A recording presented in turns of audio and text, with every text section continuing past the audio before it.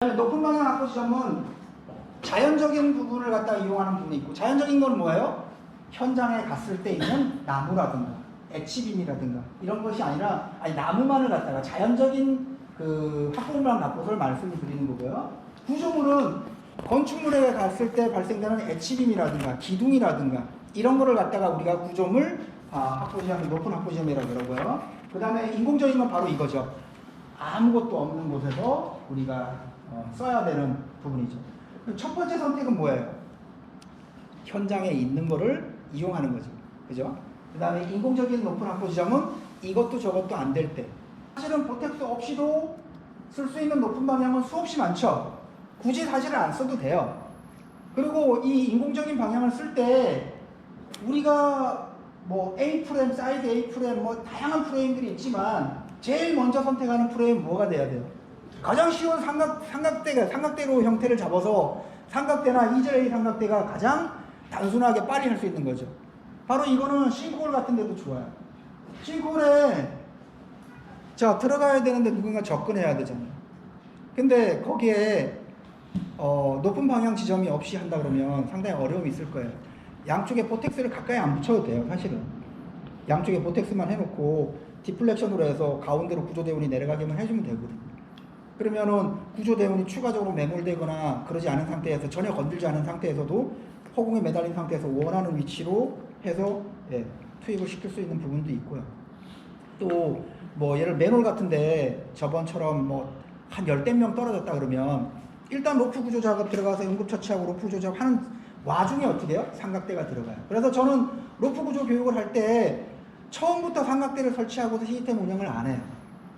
시스템 운영하면서 삼각대가 필요하다, 이 보텍스 인공적인 높은 방향이 필요하다, 그러면 그때 어떻게 해요?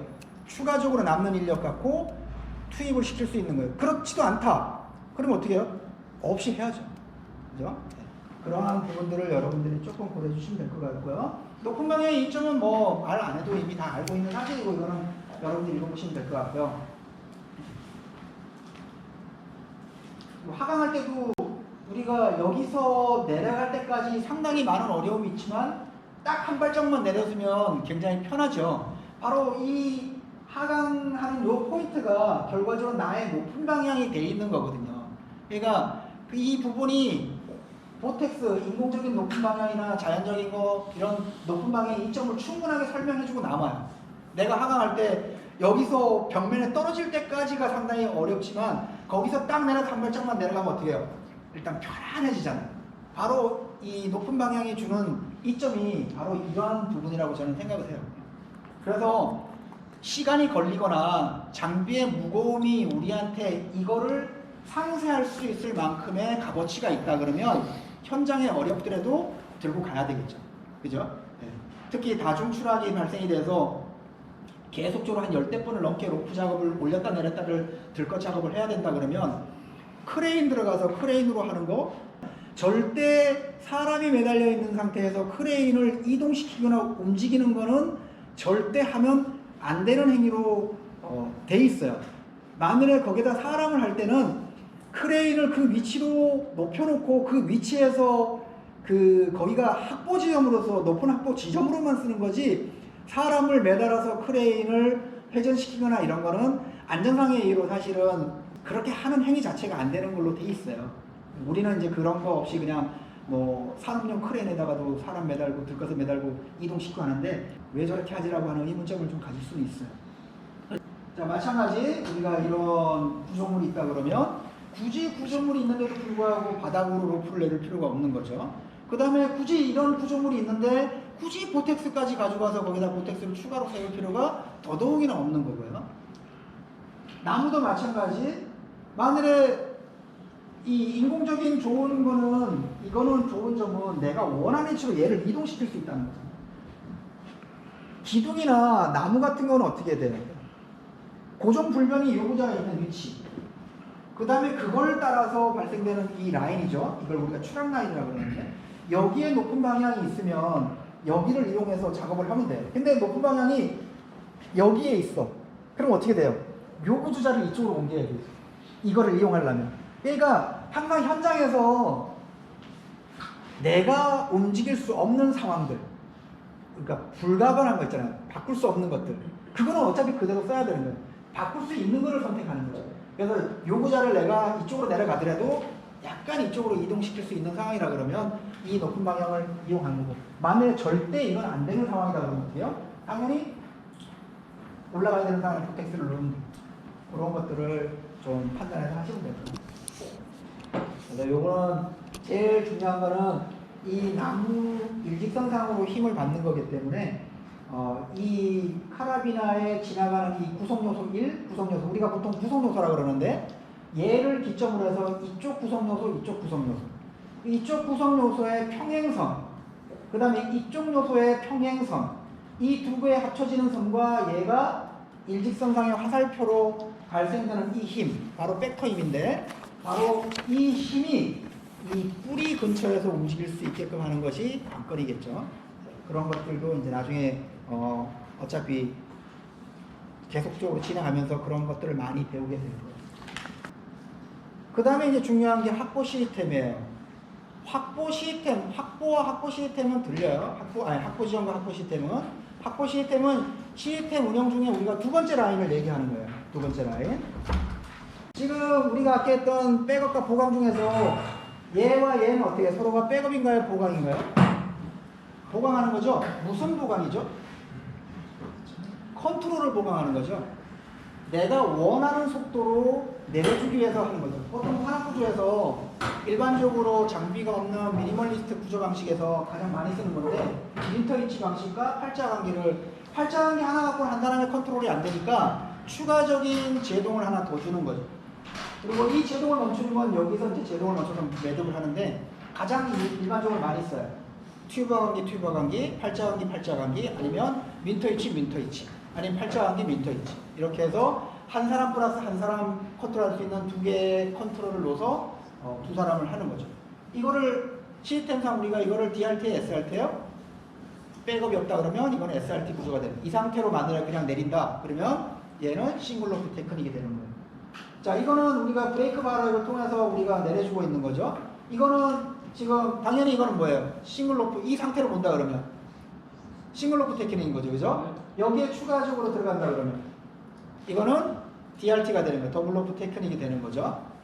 그래서 우리가 첫 번째 조건은 항상 이 상태가 되는 거예요, 이 상태가. 근데 여기 보면 얘는 팬덤 프로진이고 얘는 브레이크 바렉을 쓰죠.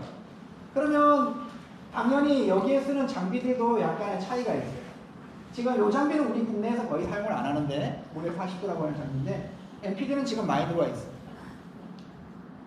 요 라인에는 요 두 장비가 허용 가능한 장비고요. 여기에는 허용 가능한 장비예요. 물론 다른 장비도 있지만 15KN으로 떨궈뜨리고, 그 다음에 1m를 떨궈뜨리고 3m 로프에, 그 다음에 충격 하중이 12KN을 넘어가면 안 되고요. 그 다음에 충격 하중을 받은 상태에서 다시 작동이 계속 이루어져야 되고요. 그 다음에 로프는 끊어지면 안 되고 슬립돼서 그 충격 하중을 갖다가 완화시킬 수 있어야 돼요. 그럼 여러 가지 그 확보 시스템에 쓰여지는 장비에 대한 테스트를 통과한 장비가 이거밖에 없어요. 근데 어떻게 해요? 이걸 쓰죠. 쓰는데 그러한 테스트에 대한 통과가 안 된 장비이기 때문에 어떻게 해야 돼요? 당연히 기술로서 여유분이 없게끔 만들어줘야 되고, 로프가 쳐져서 충격 하중이 가지 않게끔 로프를 운영을 해야 되겠죠. 그래서 확보의 장비는 추락을 잡아줄 수 있는 백업 기능이 반드시 필요한 거고, 백업을 되더라도 충격이 흡수가 돼서 시스템 자체가 완전히 붕괴되는 상황을 만들지 말아야 되고, 그 다음에 계속적으로 그 장비가 작동할 수 있어야 돼요. 제가 하나 여쭤볼게요. 자, 여러분들 이제 메인 라인 쓰고 확보 라인 썼어요. 아니면 투텐션 노트로 썼어요. 한 줄이 끊어졌어. 그러면 확보 라인이 살아남았어. 투텐션 노트에서 한 줄이 살아남았어. 그 다음에 어떻게 하실 거예요? 여러분의 선택은 한 줄로 그냥 내린다.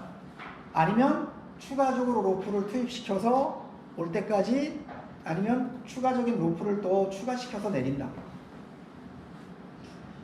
정답이 없죠, 사실은. 첫 번째는 이거예요. 추가 로프를 투입해서 다시 투 로프를 만든 다음에 작업하는 게 가장 좋죠. 로프가 더 있다면. 근데 로프가 다시 오려면 한 2시간 걸려야 돼. 이거 불가능하잖아요. 그죠? 그럼 어떻게 해요? 올리는 작업을 다시 내리는 작업으로 바뀌어서라도 안전한 곳에서 일단은 어떻게 해요? 네, 하중을 풀어야죠.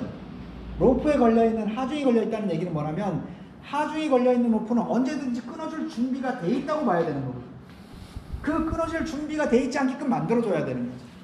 그러니까 선택은 정답이 아니라 그 상황에서 어떻게 판단하나에 대한 판단 기준이거든요. 그거를 뭘로 해야 돼? 여러분의 경험으로 이제 좀 많이 필요한 거죠. 그 다음에 이제 우리가 알아야 되는 게 이게 도래 시스템이에요. 도래 시스템은 뭐 이제 요즘은 뭐 다들 아시죠? 단순 도래, 뭐 복합, 복잡, 그 다음에 팩터 기계적 확대율도 거기에 좀 하나 더 추가되는 거고요. 요 네 가지 부분을 좀 아셔야 되는 거고. 그 다음에 들것 포지션. 들것 포지션도 여러 가지의 포지션이 있죠. 상황에 맞춰서 해야 되고요. 한번 볼까요? 영상으로 잠깐. 이게 기본 스탠다드 자세죠? 기본 스탠다드. 우리가 가장 많이 쓰는 자세 부분이고요.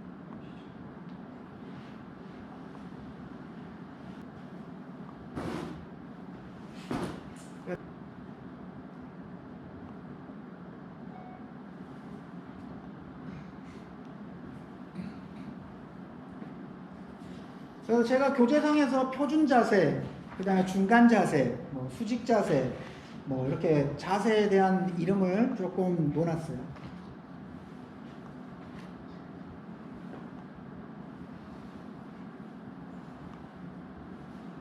고정자세는 허공에서 우리가 사람을 할 때 들것이 돌아가지 않게 내가 발을 하나 먼저 올려서 고정시킨 다음에 요구자를 지금 제가 하고 있는 건데 실제로 해보니까 상당히 잘 돼요.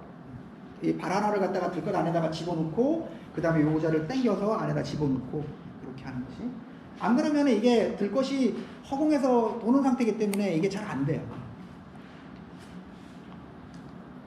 그 다음에 가장자리 보호. 가장자리 보호는 우리가 확보만큼 우리 구조대원들이 가장 잘 안 되는 부분들 중에 하나예요. 제가 교육을 해보면. 그러니까 확보의 그 가장자리 보호를 하는 거에 대한 개념이 조금 더 높아져야 된다라고 하는 부분. 이 정도에서 만들의 어떤 시스템 운영된다 그러면 이 모든 부분에 다 로프 보호대가 들어가야 되는 입장인데 물론 이거는 하나의 대이기 때문에 이제 여기로 갔지만 만약 그렇지 않다면 이 위로 올리겠죠, 그죠?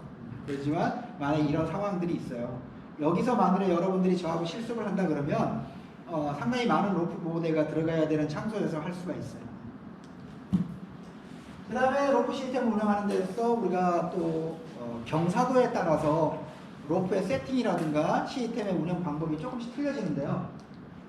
지금 왕경사나 약간 비탈이 있는 경사면에서의 구조 방식이죠. 이렇게 세 사람이 여기저까지 네 사람이 매달릴 수도 있고 5사람이 매달릴 수도 있고 여기도 5사람이 매달려서 이렇게 할 수가 있죠.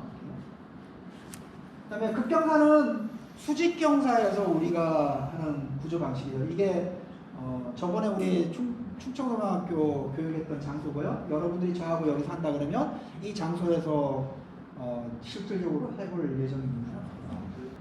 그러니까 수직경사, 완경사, 비탈경사, 수직경사에서 우리가 나오는 퍼포먼스들이 다 틀리기 때문에 수직경사. 그 다음에 우리가 이제 시스템을 운영하면서 힘이 점점 증가되면서 우리가 고려해야 될 사항들이 나와요. 이제 뭐 팩터, 여러분 많이들 팩터, 인장력, 압축, 장력 뭐 이런 얘기들, 그 다음에 마찰 이런 것들이 이제 많이 나오는데, 자 포텍스가 운영이 될 때 뭐의 힘으로 이용돼서 운영이 되죠? 우리가 높은 방향 지점을 할 때 바로 내가 시스템을 운영해서 내가 하중이 걸리게 되면 거기에는 뭐가 걸려요? 장력이 걸리죠. 그 장력에 의해서 얘는 뭐가 생겨요? 압축이 생기죠. 그죠? 그 장력과 압축이 서로 상반되지만 그 상반된 시스템에 의해서 운영이 되는 거거든요. 그래서 그러한 것들에 대한 부분을 우리가 조금 공부할 필요가 있고요. 그래서 제 교재에다가 힘의 증가에 대한 부분만 별도로 카테고리 만들어서 제가 알고 있는 범위 내에서 그 다음에 다른 책에도 좀 참고해서 그렇게 정리를 해놨어요. 그래서 이거는 전부 다 안전기술처럼 다 예측이 가능해요. 사전에 우리가 훈련하면서 충분하게 데이터를 얻을 수가 있고 그거를 통해서 우리가 현장에다 적용시킬 수가 있어요.